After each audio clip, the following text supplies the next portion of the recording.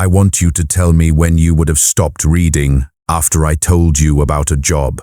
The job requires working shifts 7 days a week, with no days off guaranteed. Your sleep schedule will be completely messed up for the first month because shifts change between day and night. You have to be available every day of the year, so don't plan any vacations or get sick. When the alarm goes off, you should be ready to respond to emergencies, no matter what time it is, what the weather is like, or what you're doing. When there is an emergency, you have to run into a burning building, not with modern fireproof gear, a self-contained breathing apparatus, or a water system that works under pressure. That's right, your job is to run with a bucket, a hand pump if you're lucky, and a wet blanket if you're really lucky. Remember that the buildings are made of wood and are close together in a city where the wind spreads fire from one block to the next, faster than you can run. The smoke from the burning buildings in Rome is much more toxic than smoke from wood alone because of the chemicals in the materials. We'll talk about this again. At this point, they are firefighters in a city that is very flammable and doesn't have enough equipment. No doubt it's dangerous, but at least it's easy to understand. This is where things get interesting, which is why I'm asking you to subscribe to my channel for free. You also have to patrol the streets at night, looking for crime while doing the same job on the same shift, to catch thieves, to deal with problems in public, to find and arrest enslaved people who are out at night without their owner's written permission, to look into arson, which, in a city where fire is both the main tool of destruction and the main danger of everyday life, means looking into crimes that are almost impossible to tell apart from accidents, using methods that would be seen as inadequate by any era's standards. You are both a firefighter and a police officer, working nights and days in a rotating schedule. You do this in the most dangerous city in the ancient world, with gear that a modern fire safety inspector would take away right away. Your pay isn't very high.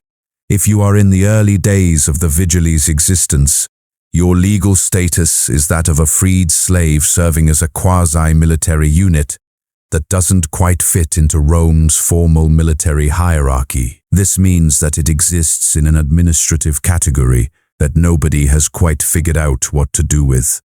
And based on the evidence, your life expectancy is shorter than that of the men who fight each other to the death in the Colosseum for money. At least the gladiator has just one job, the vigil has a lot, and they all want to kill him. Let's look at them one by one. Rome was always on fire. This isn't an over-the-top exaggeration. It is a statistical picture of life in a city, with 1 million people, most of whom lived in multi-story wooden apartment buildings, cooked over open flames, heated their homes with charcoal braziers, and lit their nights with oil lamps that fell over. The insulae, which were the apartment buildings that housed most of Rome's people, were engineering feats because they were able to fit 6, 7, or even 8 stories of people living on a small footprint. In any other way that a modern building inspector would see, they were not engineering successes. They were built quickly and cheaply, and the main goal was to fit as many paying tenants as possible on a piece of land. Fire safety was not a design criterion because it requires building codes, and Roman building codes were inconsistent, often ignored, and enforced with the same variable enthusiasm that characterized Roman regulatory efforts across most sectors. The materials were the issue. The parts that made up the structure were wood. The walls and floors inside were often made of wood. The roof was made of terracotta tiles where the owner had put in enough money, and thatch or wooden shingles where they hadn't. The furniture was made of wool, linen, leather, and wood. Everything in a Roman flat that was part of daily life was either flammable or connected to something that was. And then there was the food. Most Roman apartments above the ground floor didn't have kitchens. People cooked on small clay or iron braziers that were fueled by charcoal and placed wherever there was room. They had to be careful with the open flame because it was close to things that could catch fire. There could be a real hearth on the ground floor. Next to the bed on the 5th floor was a brazier and hope.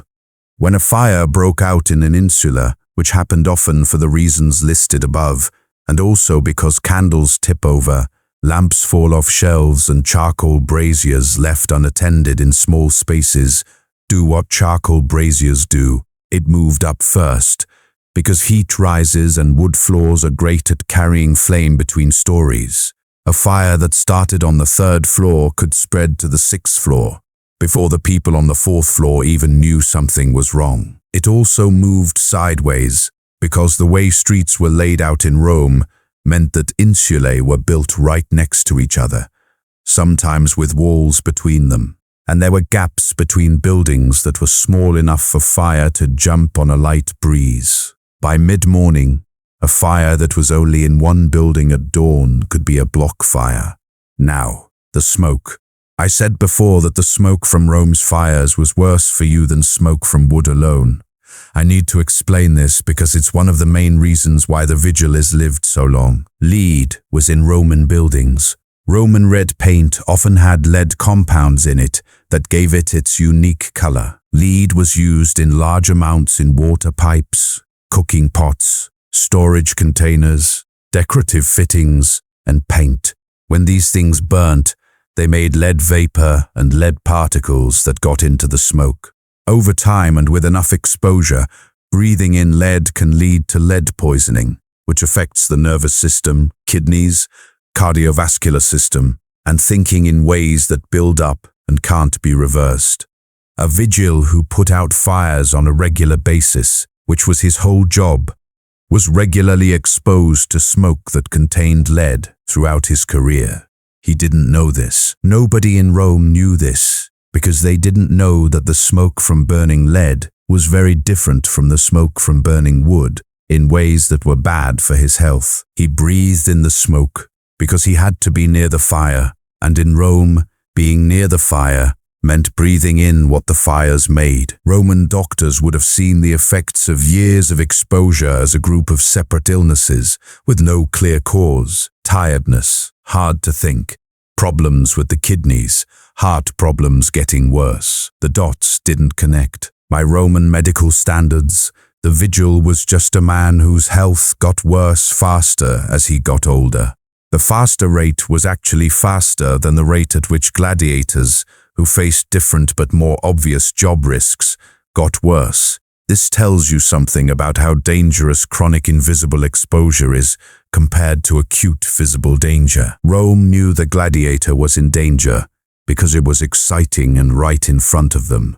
It didn't know how dangerous the Vigil was because it was slow, cumulative, and hard to see. And this was before we even talked about all the other things the Vigil had to do. The Vigiles were not defenseless against fire. I want to be fair to Rome in this case. The Vigiles had tools. People thought about the equipment, made sure it was the same for everyone, and distributed it in a planned way across the 7 groups that divided Rome into patrol areas. It just wasn't good enough for the fires they were supposed to put out, which is an important difference. Each cohort station had a supply of SIPO, which were hand-operated pumps that pulled water from a reservoir and sent it to the fire through a nozzle. The SIPO was a real piece of engineering. It worked on the same basic idea as hand pumps today. 2 people could turn the handles to make a stream of water with a lot of pressure. It wasn't a fire hose. There was no pressure. The range was short, and the amount of water it could deliver per minute was not enough for a fully involved building fire. It was a real tool that worked, and the Romans had it when most other civilizations didn't. There were also centones, which were big wool blankets that had been soaked in water or vinegar. They were used to put out small fires and keep the men carrying them safe from the heat. The soaking in vinegar was not random. The Romans saw this firsthand without having the chemistry to explain it. Vinegar's mild acidity made wool a little less likely to catch fire. The centones worked for fires that were small. For big ones, It was like trying to fight a river with a sponge. Bags, lots of buckets. A lot of water was needed, so people passed buckets along human chains from the nearest water source, like a fountain, a cistern, or an aqueduct outlet, to the fire. The Vigiles had to manage a crowd and keep a bucket chain going in a narrow Roman street at night, while a panicking crowd tried to move in the opposite direction. They did this with varying degrees of success. Hooks and poles are long-handled iron tools that are used to pull burning material away from buildings, knock down burning walls before they fall in uncontrolled directions, and make fire breaks by tearing down buildings in the path of an advancing fire before it reaches them. This last use was the most important and the most controversial because it meant that the Vigiles had to destroy property that hadn't burnt yet in order to save property that was farther away. To do this right, you needed to know how fires behave and which way the wind was blowing. Doing it wrong caused buildings to be destroyed for no reason, and made the vigil who ordered the demolition legally responsible. Roman law allowed for this. Emergency demolition authority was one of the Vigiles' official powers.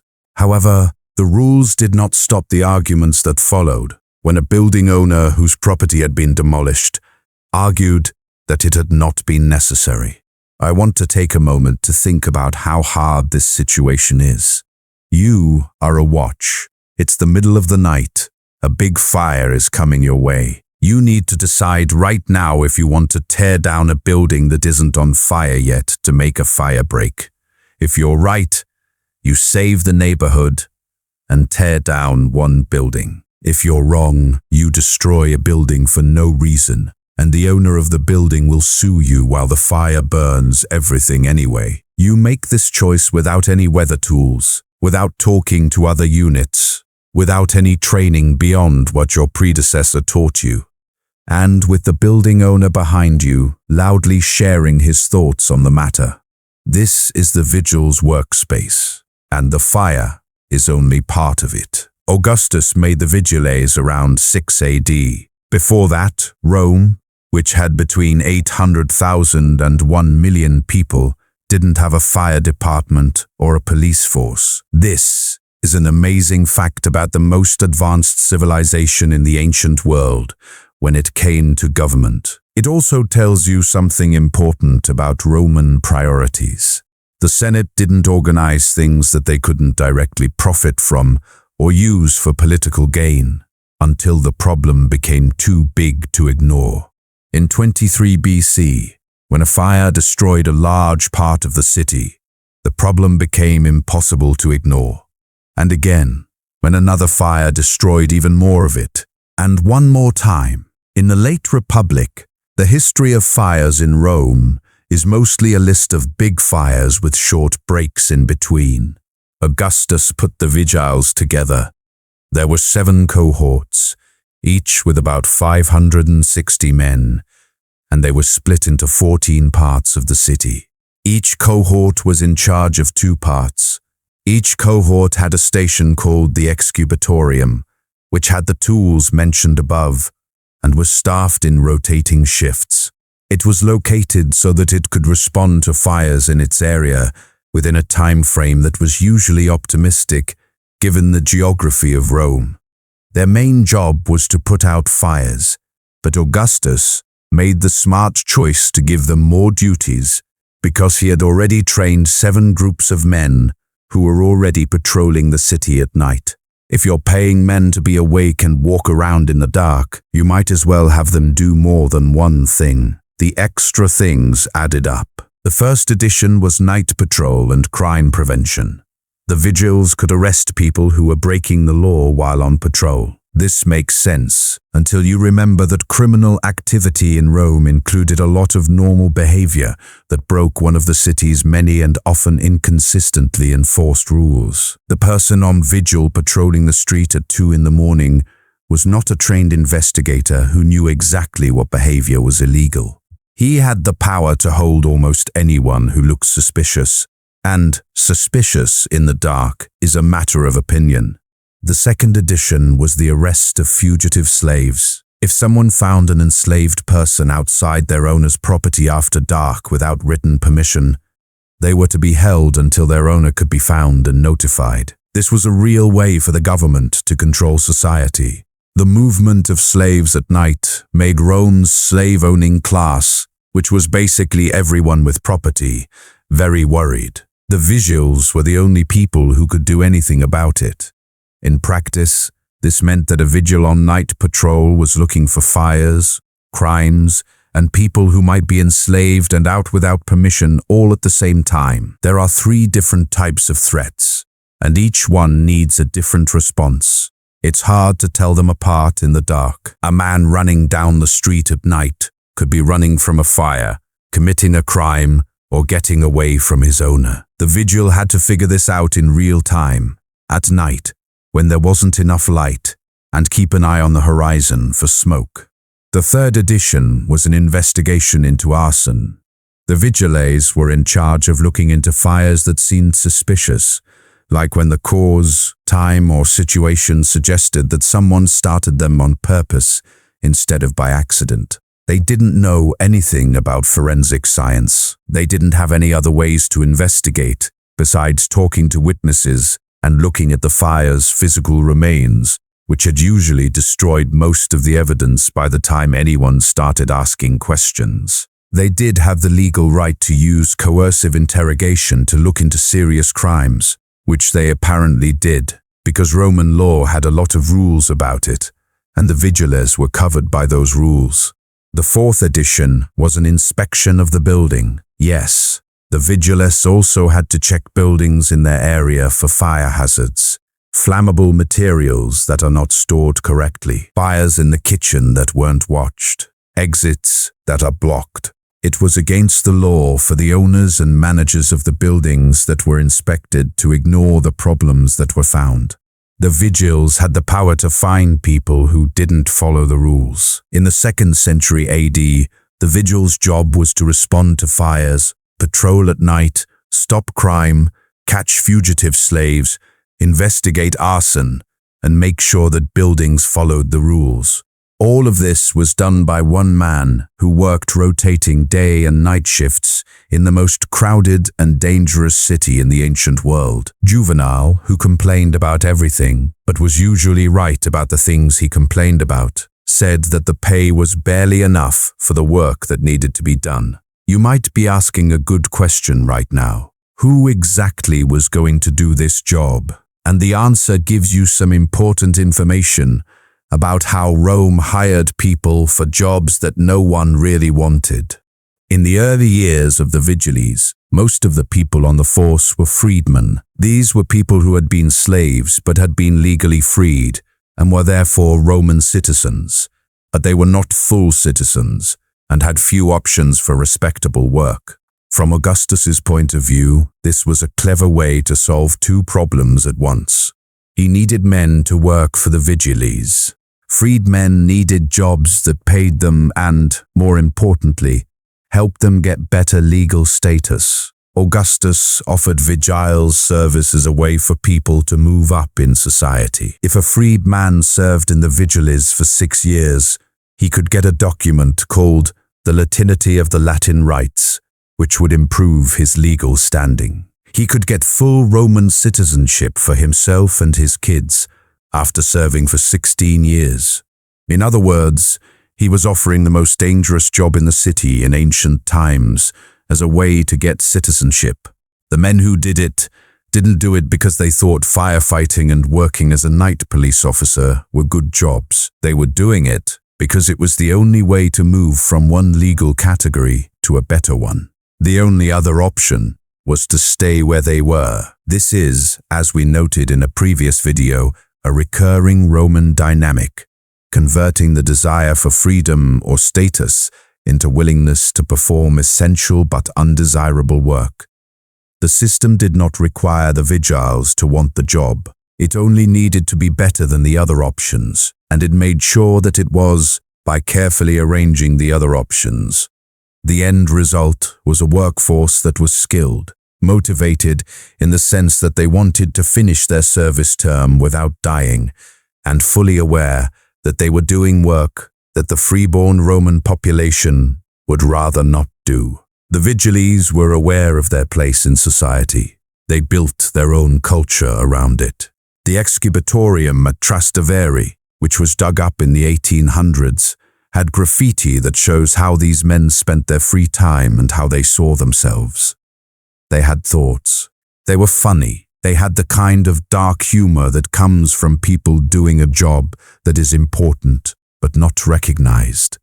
The composition changed over time. By the time of the Empire, the Vigiles had more freeborn citizens, especially from the lower classes. These people joined the Vigiles because they could get paid and have a structured life that wasn't always available in Rome's economy. The force became more professional by having more career soldiers and fewer men who were only there for the citizenship benefit. But the pay stayed low, the status stayed low, and the job stayed the same. The work that Rome needed done but didn't want to think about, done by the people who had the fewest choices for doing something else, which is, as a pattern, both completely unique to Rome and easy to spot anywhere.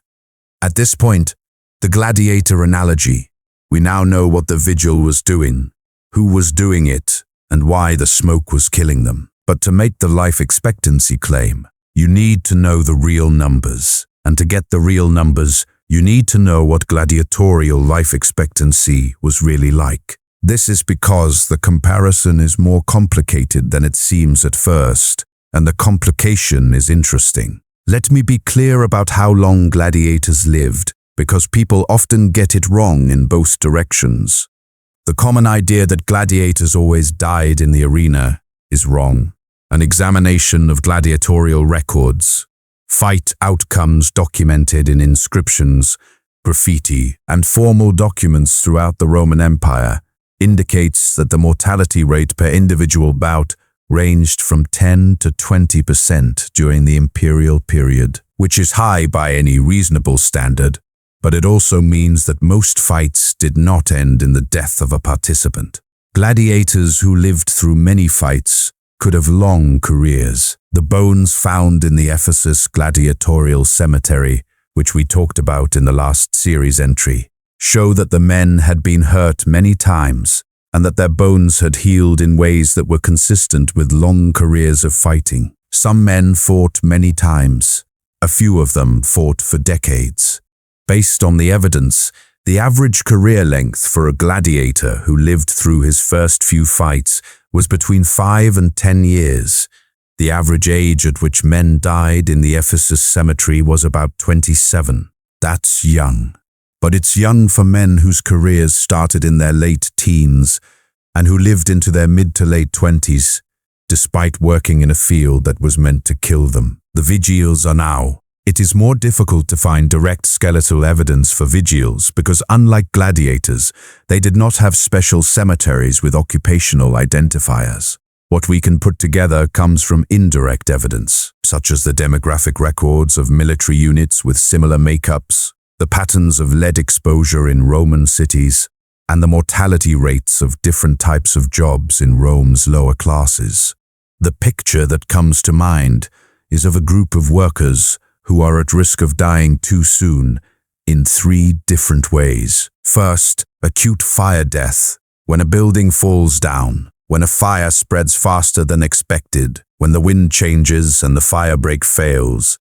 This is the risk that most people think of when they picture the job. It was real, but it wasn't the main cause of death. Second, long-term exposure to lead from smoke from fires. As described, this was a slow killer that worked over 5 to 15 years, causing health problems that people at the time would have thought were signs of early aging, but that we now know are caused by heavy metal toxicity. Third, the violence that comes with being a police officer, a man who spends his nights detaining people who don't want to be detained on dark streets in a city with a lot of crime and a population that was, by Roman standards, heavily armed, faced a level of occupational violence that didn't show up in fire statistics, but did show up in injury records and death rates. When you put together these 3 risk categories, acute fire death, chronic toxic exposure, and patrol violence, you get a career mortality profile that is worse overall than the Gladiator's profile. The Gladiator had a higher immediate risk for each event. The Vigil had a lower risk of dying quickly per event, but they were exposed to it for a much longer time, and they had a second, slower-moving cause of death that the Gladiator didn't have. It's the difference between a job that could kill you suddenly at any time and one that will almost certainly kill you slowly over the course of years, in ways that are less obvious and less recognized. Rome, as was typical, understood the first type of risk and built its society around it. For example, the gladiatorial system had medical staff, dietary rules, and recovery infrastructure. Because the acute risk was clear and could be managed, it didn't know what the second type of risk was, so it didn't organize around it at all. The Vigil got a bucket and a plan.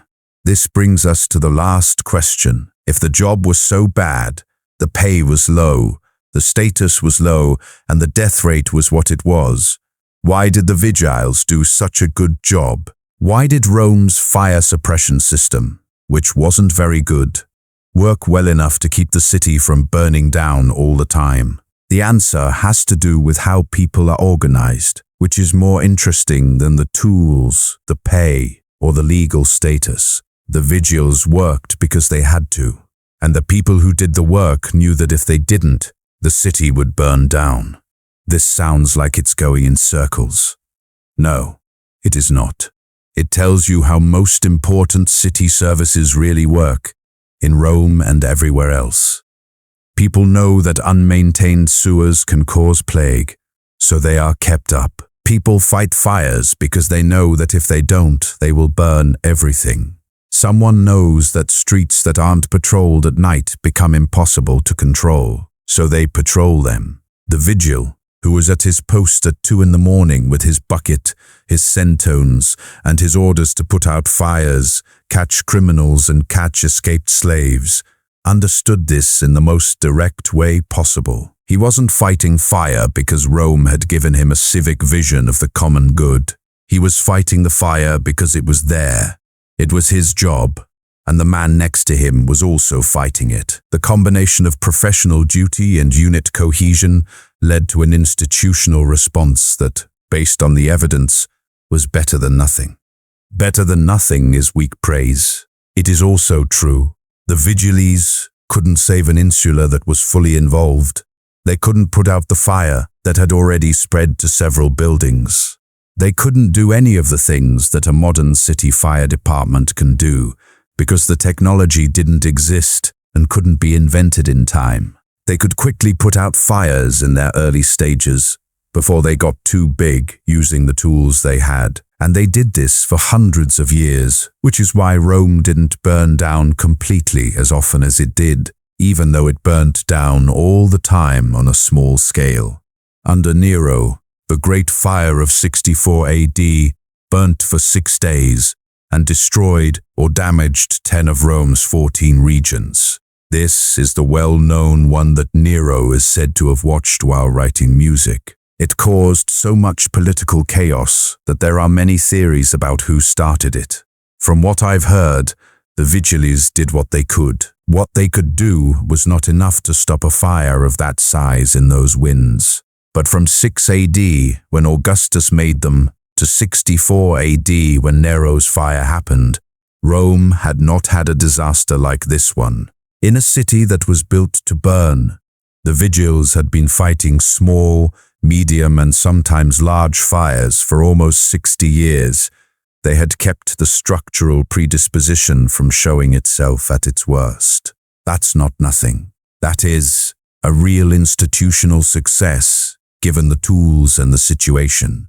The men who did it were underpaid, legally ignored, constantly exposed to toxic smoke, dying faster than gladiators, and working 3 jobs at once in the dark for an organization that didn't really care about them. The excubatorium, which is partly dug up and partly preserved, is a record of their station in Trastevere. The graffiti on the walls, which the Vigiles carved into the walls while they were on duty for decades, includes names, dates, small drawings, and the kinds of things people write when they have free time and a wall nearby. They are not big statements. There are no declarations of civic virtue, just men leaving a record of their presence, their passage, and their existence in that place at that time doing that job. The Romans don't remember them like they remember the legions, the emperors, or the people who built the aqueducts. But they were there. The 400 years they were there every night. Now, if you've ever thought about it, what was it really like to live in Rome? Not the stone, not the water pipes, not the law. The city itself was a physical experience for the person who woke up and went to bed there every night. Evidence suggests that Rome was the loudest city ever, the most stinky, the area with the most people, the one that had the highest chance of killing you in a number of creative ways before you turned 40. If you really want to know why no one left, subscribe to my channel and watch the next video. It's worth it, and I highly recommend it. Why? The answer is more interesting than they had nowhere else to go.